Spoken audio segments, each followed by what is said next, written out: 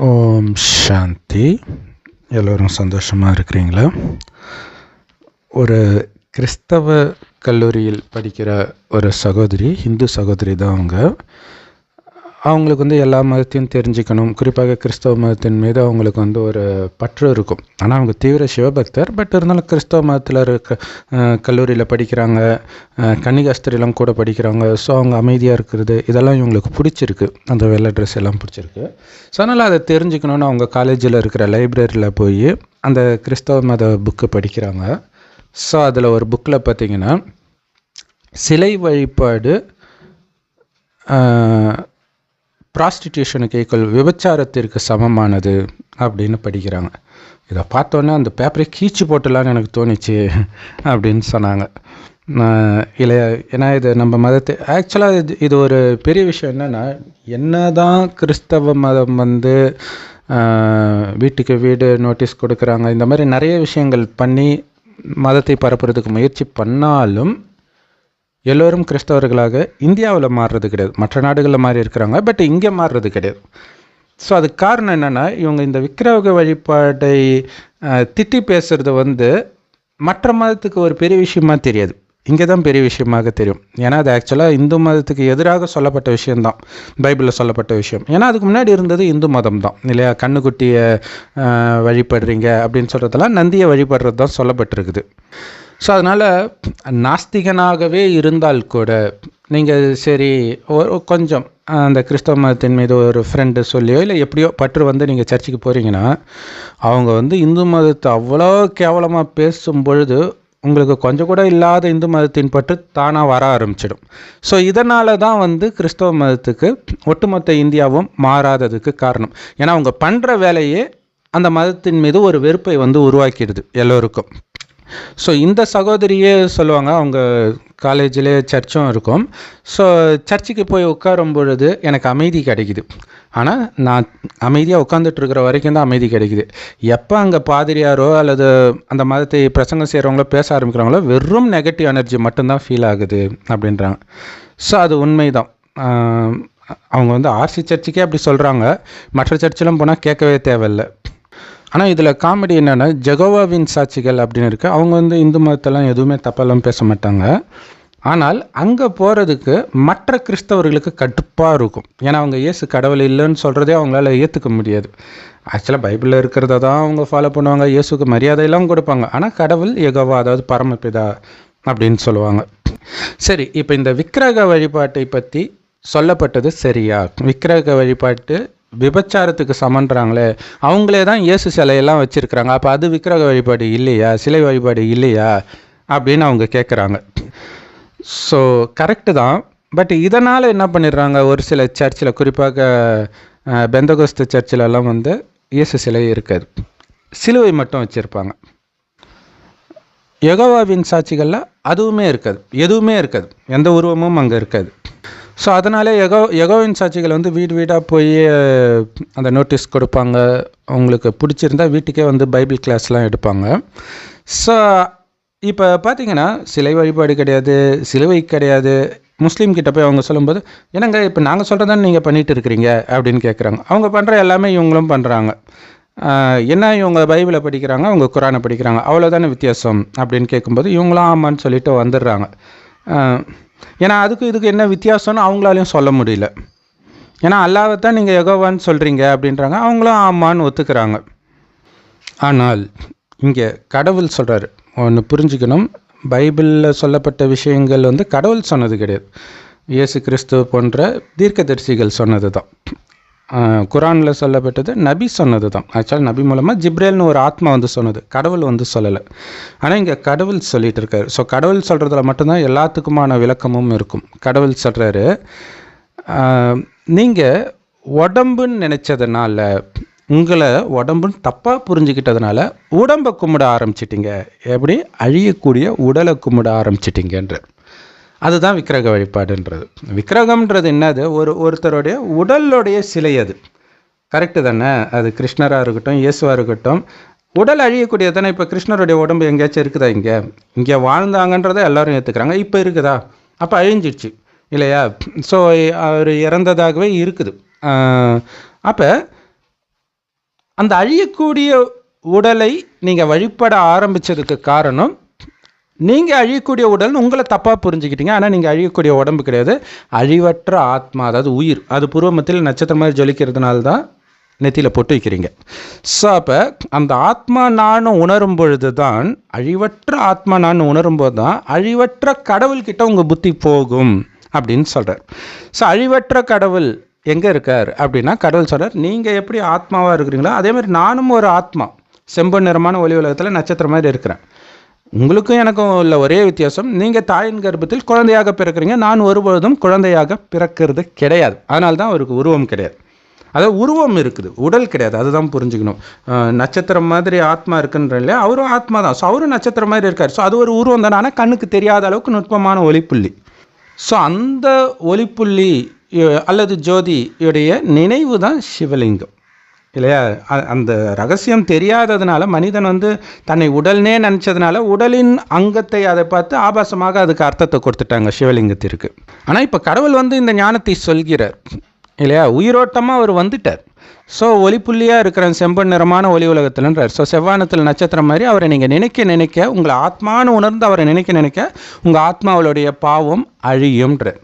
மற்றபடி நீங்கள் கிருஷ்ணரை நினைத்தாலோ இயேசுவை நினைத்தாலோ அல்லது அல்லாஹ் எப்படி இருப்பார்னே தெரியாமல் நபி சொன்னதையே நம்ம ஒப்பிச்சு சொன்னாலோ உங்களுடைய பாவம் 1% கூட அழியாது அப்படின்னு கடவுள் சொல்கிறார். ஸோ இப்போ கடவுள் விக்கிரக வழிபாடு தப்பு, ஜோதி வழிபாடு தான் ரைட்டு அப்படிலாம் சொல்ல. எந்த வழிபாடுமே இப்போ தேவையில்லை, ஏன்னா கடவுள் வந்துட்டார். இப்போ நீங்கள் நினைக்கணும், அவர் நம்முடைய அப்பா.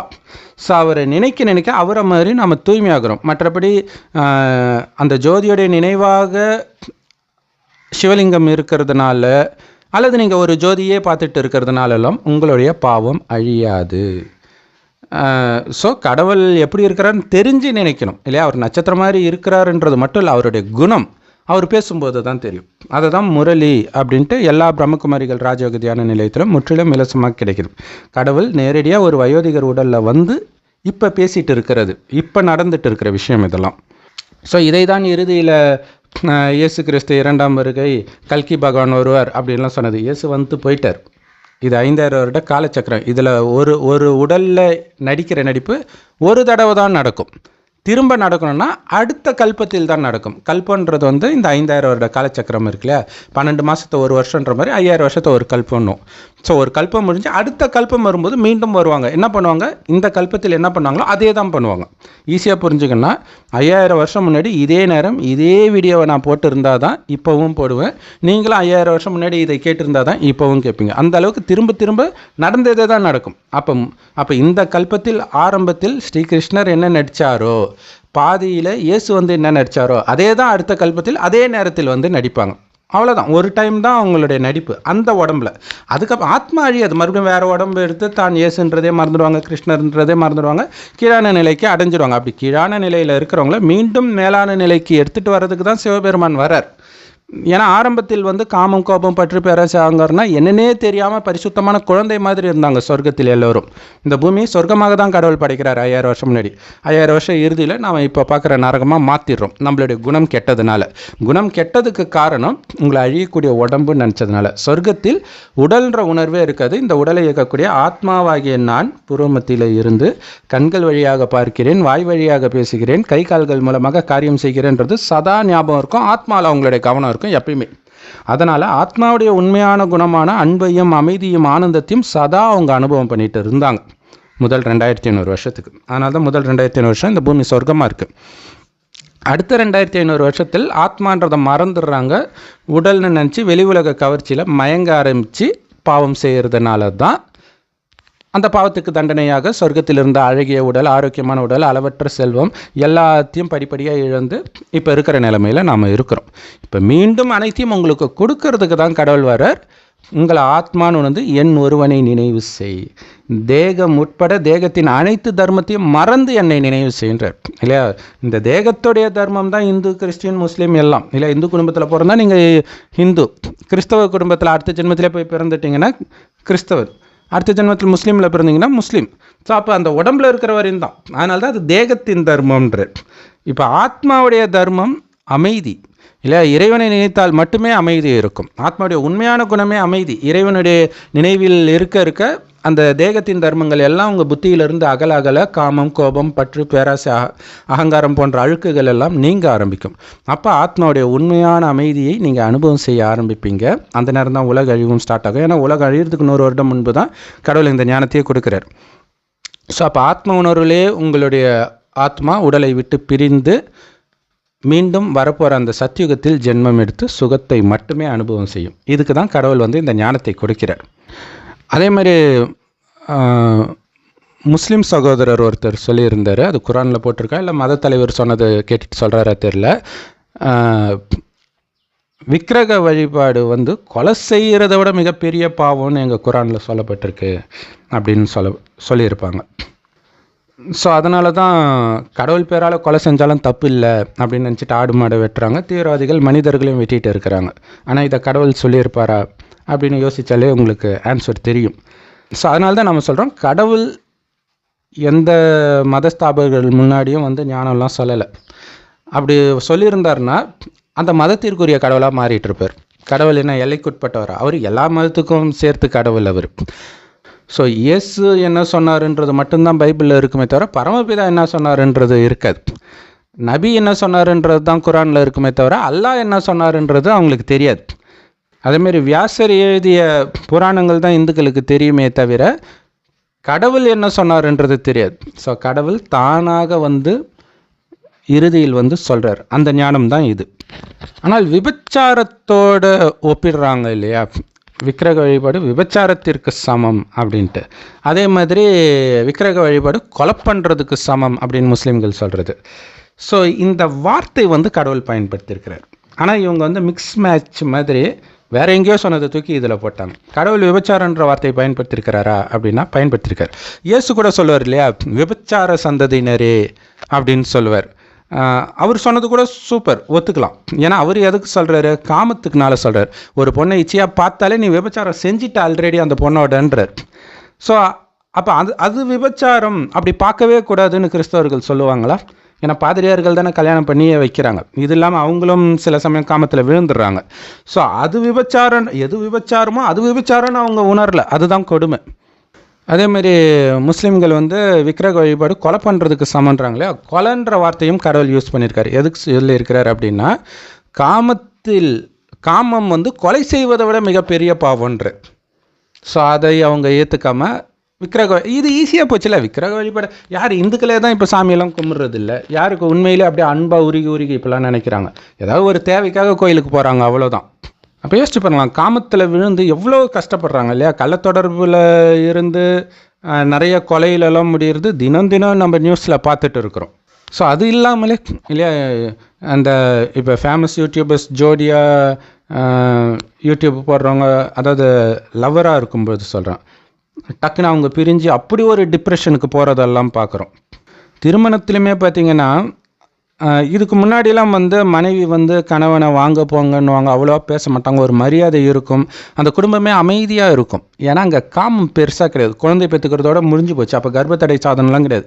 எத்தனை குழந்தை இருக்குதோ அத்தனை தடவை தான் அவங்க வாழ்க்கையிலே காமத்தில் ஈடுபட்டிருப்பாங்க.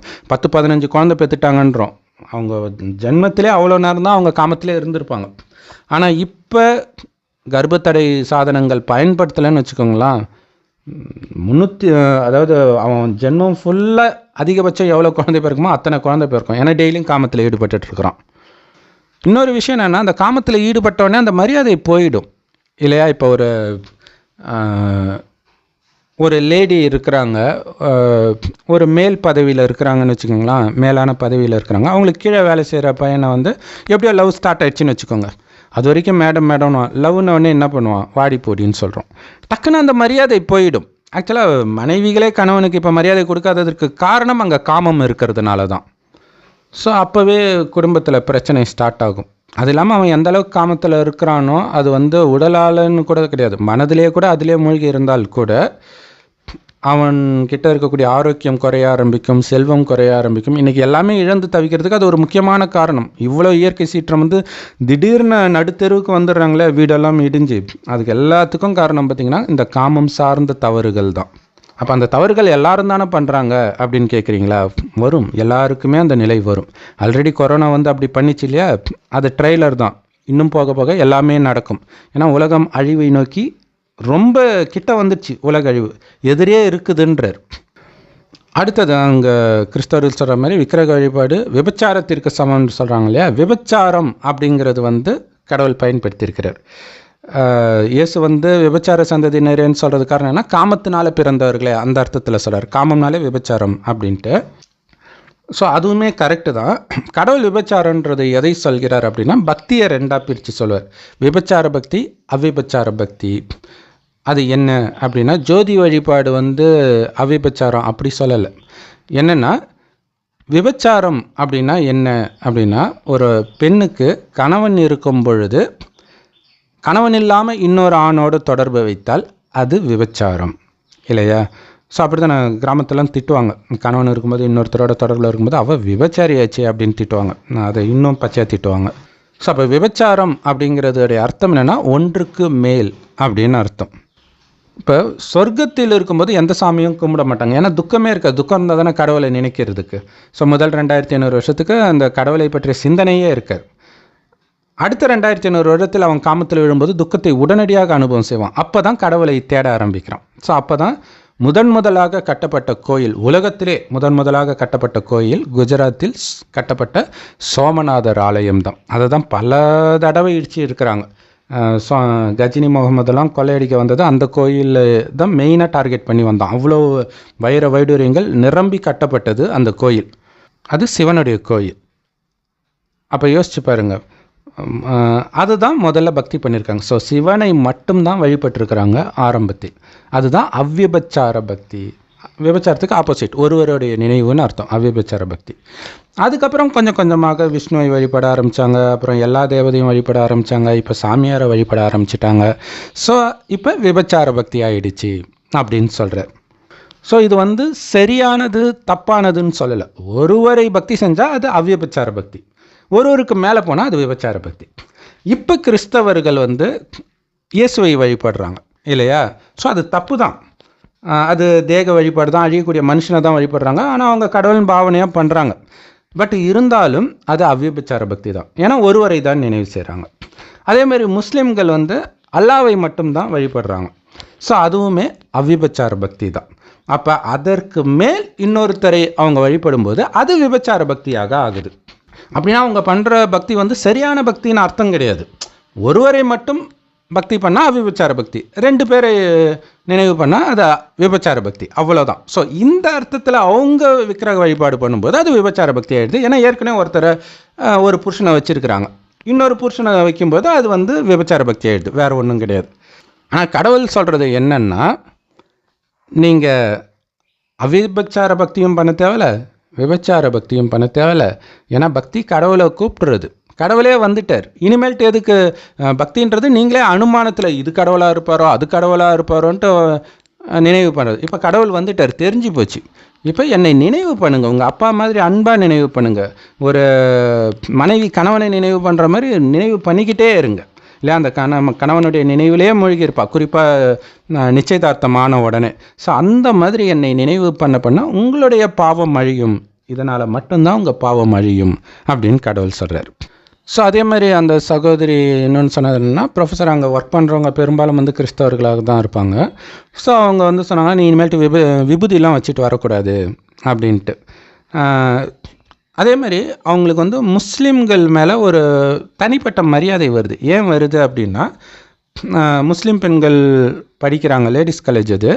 ஸோ அவங்க வந்து இப்போ கிறிஸ்மஸ் இல்லையா, கிறிஸ்மஸ்க்கு வந்து கிஃப்ட்டு கொடுக்கலாம், ஸ்வீட்ஸ்லாம் கொடுக்கலாம் அப்படின்ட்டு சில ஸ்டூடெண்ட்ஸை கொடுக்கும்போது, முஸ்லீம் பெண்களையும் கொடுக்கும்போது நாங்கள் அதெல்லாம் வர முடியாது அப்படின்னு சொல்லிட்டாங்க.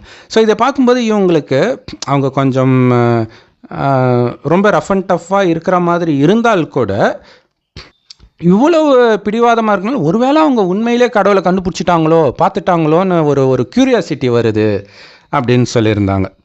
ஆனால் உண்மை என்ன அப்படின்னா, எப்படி வந்து இந்துக்கள் வந்து எதை பார்த்தாலும் கும்பிட்றது ஒரு மூட நம்பிக்கையோ, கிறிஸ்தவர்கள் கண்ணை மூடிட்டு பைபிளில் இருக்கிறது தான் உண்மைன்னு நம்புறதும் முஸ்லீம்கள் குரானில் இருக்கிறது தான் உண்மைன்னு நம்புறதும் கூட மூட நம்பிக்கை தான். ஸோ அதனாலேயே உண்மையான கடவுள் வந்ததை அவங்களால அடையாளம் கண்டுபிடிக்க முடியாமல் போயிடுறாங்க. காரணம் அவங்களுடைய அதிர்ஷ்டத்தில் இல்லை. அதனால தான் அவங்க சொர்க்கத்திற்கு வருவதும் கிடையாது. யோசிச்சு பாருங்கள், சொர்க்கம் முதல் 2500 வருஷம் இருக்கும். அதுக்கு அடுத்த 2500 வருஷத்தில் தான் மதங்களே வருது, நரகத்தில் தான் வருது. அப்போ யோசிச்சு பாருங்கள், ஒரு இயேசு வராருன்னா 2000 வருடம் முன்னாடி வரார் இல்லையா? அதுக்கு அது ஆக்சுவலாக இயேசு முன்னாடியே வந்திருப்பார். அவர் உடம்புல வந்தால் அந்த பரிசுத்த ஆத்மான்னு சொல்கிறதுக்கு காரணமே அது மேலே கடவுள்கிட்ட இருந்து அப்போ தான் பூமிக்கே வருது. ஸோ அதுதான் ஞானத்தை கொடுக்குது. அதுதான் கிறிஸ்து அப்படின்னு கடவுள் சொல்கிறார். இவங்க இயேசு கிறிஸ்துன்னு ஒருத்தர் நினைக்கிறாங்க. இயேசு தான் அந்த மனிதர். அவர் உடலில் வந்த அந்த பரிசுத்த ஆவின்னு சொல்கிறாங்களே, அதுக்கு பேர் தான் கிறிஸ்து. ஸோ அவர் சொல்கிற ஞானத்தை கேட்டு தான் கிறிஸ்தவ மதம் உருவாகுது. அப்படின்னா என்ன அர்த்தம்னா, கிறிஸ்து வந்த பிறகு தான் கிறிஸ்தவர்களே மேலே இருந்து வருவாங்க. அதேமாதிரி நபி வந்த பிறகு, நபி மூலமாக ஜிப்ரேல் அந்த ஞானத்தை சொன்ன பிறகு தான் முஸ்லீம் ஆத்மாக்களே மேலே இருந்து வருவாங்க. அப்படின்னு அர்த்தம், அவங்க சொர்க்கமாக இந்த பூமி இருக்கும்போது சொர்க்கத்திற்கு வரவில்லை, மேலே தான் இருந்தார்கள். அப்போ இந்த கடவுளுடைய நேரடி ஞானத்தை கேட்டு கடவுளுடைய நினைவில் மூழ்கி காமம், கோபம், பற்று, பேராசை, அகங்காரத்தை முற்றிலும் யார் வெல்கிறார்களோ, புலனின்பத்தை யார் முற்றிலும் வெல்கிறார்களோ அவர்கள் மட்டுமே கடவுள் படைத்த சொர்க்கத்திற்கு வர முடியும். 5000 வருஷம் முன்னாடியே அவங்க தான் வர முடியும். மற்றவர்கள் கடவுளை அடையாளம் கண்டுபிடிக்காமல் தன்னுடைய மதத்தின் மீது உள்ள பற்றின் காரணமாகவே அவங்க மதமே அவங்கள கட்டி போட்டுருது, சொர்க்கத்துக்கு போக முடியாமல். ஓம் சாந்தி. தேங்க்ஸ் ஃபார் வாட்சிங். ஸோ கடவுளுடைய நேரடி ஞானத்தை கேட்கணும் அப்படின்னா எல்லா ராஜயோக தியான நிலையத்திலும் முற்றிலும் இலவசமாக கிடைக்குது. யூடியூப் வெப்சைட்ஸ்லாம் இருக்குது. அதோட லிங்க் இந்த வீடியோக்கு டிஸ்கிரிப்ஷனில் கொடுக்குறோம். அவசியம் பார்த்து பயன்பெறுங்கள். அதோடைய சாரம் உங்களை ஆத்மானு உணர்ந்து ஆத்மாவின் தந்தை சிவ பரமாத்மாவே, அவரை தான் அல்லா பரமபிதான்றோம், கடவுள் ஒருவரே. அவர் செம்பொன் நிறமான ஒளி உலகத்தில் நட்சத்திரமாக இருக்கார். ஸோ எவ்வளோ முடியுமோ அவ்வளவு செவ்வானத்தில் நட்சத்திரம் மாதிரி சிவத்தந்தையை நினைவு செஞ்சுக்கிட்டே இருங்க. எந்த காரியம் செஞ்சாலும், நின்னாலும் எழுந்தாலும்.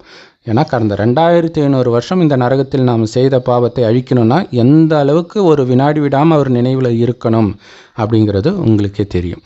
ஓம் சாந்தி.